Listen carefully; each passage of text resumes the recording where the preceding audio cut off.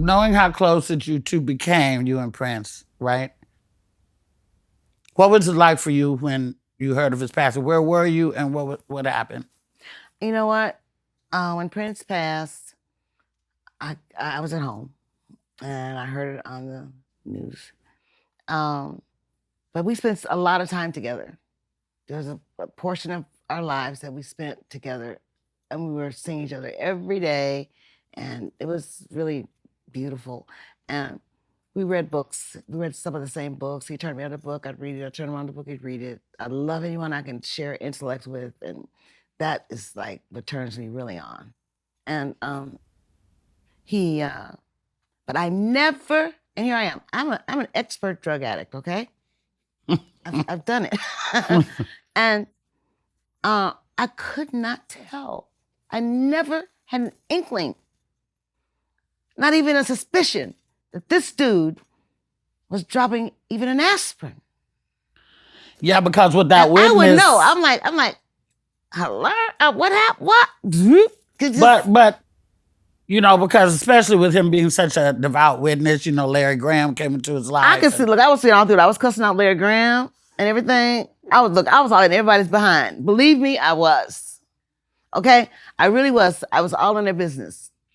Well, do you think somebody switched the pills in the thing? No, I think that he was.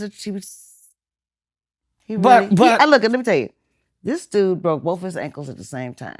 What? Wearing them high heels, doing a jump, doing this on stage. Oh, okay. Jesus. He was in pain, yang. Okay.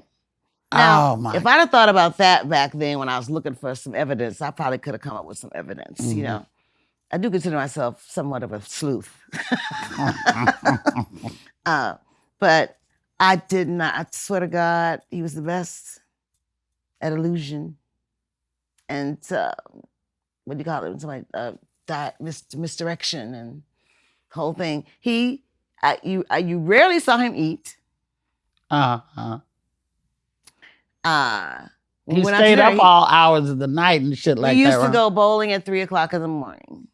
I'd be like, listen, Prince, I'm gonna have to shut I did that down. I did that maybe once or twice, but I said after that, I said no, thank you. He would call and said, we're going bowling. I said, well, you all have a good time.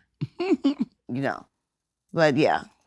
But that's how he was like, he'd be perfect. He'd be happy right now in this COVID situation. Yes. And I am too. I have to say, I don't mind staying at home at all. So the quarantine has not made you go. Because I've never had a vacation. Right. In my entire career. I've never just taken a flight to somewhere I love and not had it work related. Yeah.